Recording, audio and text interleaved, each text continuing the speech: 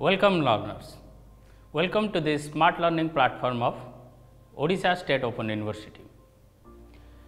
In this episode, we will be discussing about situational leadership. As you know, situational leadership comes under contingency theory of leadership. After trait theory and behavioral theory, contingency theory gave a new dimension to the leadership theories. What is this new dimension? The new dimension, it has taken into consideration the situation.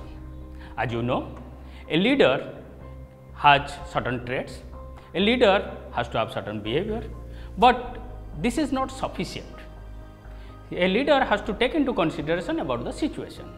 In which situation, which type of leadership style is appropriate, that he has to find out.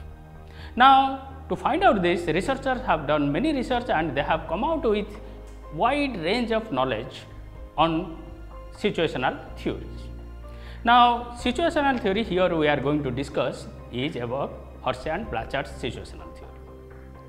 This theory has been revised many a times, and since 1969 this theory is widely talked about, widely implemented and focused by many researchers in their research work. So, what is this situational leadership theory? In situational leadership theory, the leader has to focus upon the followers, the readiness of the followers, the competency of the followers, the knowledge skill of the followers, their interest, commitment regarding the objectives. Now, what is leadership styles they have to follow? Leadership styles, before going to leadership styles, we will discuss about two factors, that is directive dimension and supportive dimension. Directive, what is directive dimension? Leadership style takes into account two dimensions, that is directive dimension, supportive dimension. Directive dimension talks about that a leader has to prepare the task structure for the post, then fix the responsibility, derive the roles to be played and the procedure to be followed.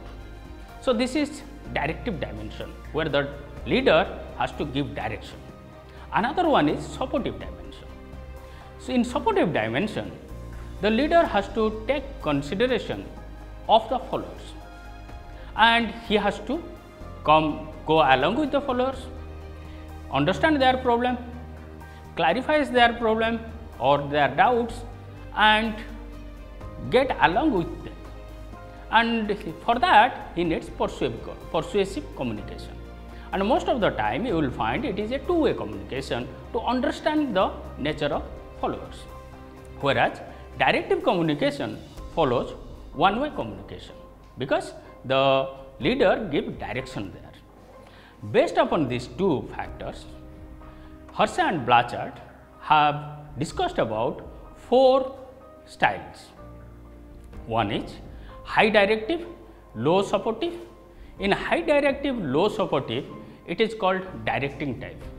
High directive, always giving direction and without considering the followers. Now, why this directing style is required? When the followers do not have adequate knowledge or do not have adequate enthusiasm to carry forward the work, then directive kind of leadership style is required. Next, we will discuss about coaching style.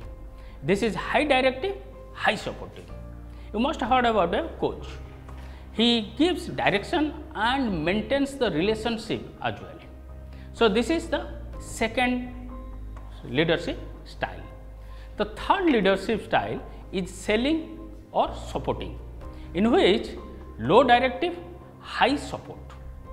So, in this dimension, low directive, high support has to be followed for the employees, because the employees may be having high knowledge, but not interested. In that situation, this type of supportive kind of leadership is required. Fourth one is delegating. What is delegating?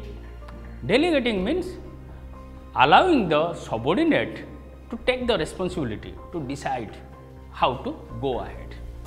So, here low directive, low supportive, because the follower is having knowledge and he is interested to carry forward the work. He knows how to do, where to do, when to do, what to do. So, in such scenario, you need delegating skill. Now, these are the styles of leadership. Now, we have to discuss about the follower. And for leadership style, he mentioned this as S1, S2, S3, S4 categories. Similarly, followers, he divided them, or Hersh and Blanchard both, they divided them into 4 categories: D1, D2, D3 types, D4 types. D1, low competency, high commitment. What is competency? Competency talks about the knowledge, skill of the person, that is the task maturity, whether they are having the maturity to carry forward the task. Similarly, the commitment talks about their willingness, interest, enthusiasm to do a work. So, D1 talks about low competency, high commitment. Now, D2 category, some competency but low commitment. Some competency, low commitment. So, they are having, the follower is having some competency, but commitment is lacking. They are not enthusiastic, they are not willing to do the work. The third D3 category of followers are high competency and variable commitment. Competency is very high, but willingness is not that high. So, in such scenario, what kind of leadership is required? If the follower is high in carrying out the task, having the knowledge, and but does not have the enthusiasm to carry forward the work, you need S3 type of leadership. Now, the last category of followers comes under D4 category. What is D4 category? D4 category talks about high competency, high commitment. So, they are having knowledge, skill, so task maturity is very high in them. They can do the work, they know the techniques, they know the rules, they can decide, they can plan, all these things, and high commitment as well. They are enthusiastic, self-motivated persons, and they can do the work without somebody's guidance. Now, such kind of category of followers are called D4 categories. Now, we need to match the followers what kind of leadership style is required. For D1, we need S1 leadership style. For D2, we need S2 leadership style. For D3, we need S3 leadership style. For D4, we need S4 leadership style. And these leadership styles has been practiced, and many researchers found out the effectiveness of this theory. However, there are some criticism with regard to this theory. What is that criticism? Because at the beginning, Hersh and Blanchard talks about the ability of the person. If the ability is low and willingness is high, then a different kind of leadership style. Now, when a person enters the organization, he becomes very enthusiastic to do the work with some competency with him. But initially, when they come out with the theory, they consider the first category of followers are having no knowledge, no interest. But such kind of followers or such kind of employees you do not find in organization.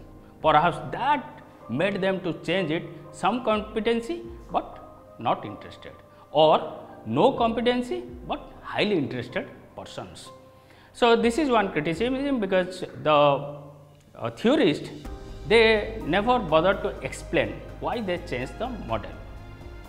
Second one, when you are talking about matching leader with follower, the leader should have the acumen to understand the follower. So, he need to analyze the follower, whether they are having the competency, whether they are having the commitment. Now, this process individually you need to find out, which is perhaps a Herculean task, to find out each and every employee what kind of commitment he is having, what kind of competencies he is having. So, perhaps this is one of the difficult tasks to follow this model. However, this model is most talked about model and highly practiced model in the organized sector. I hope you have understood what is situational theory, and I hope you will also be interested to implement this theory in your real life.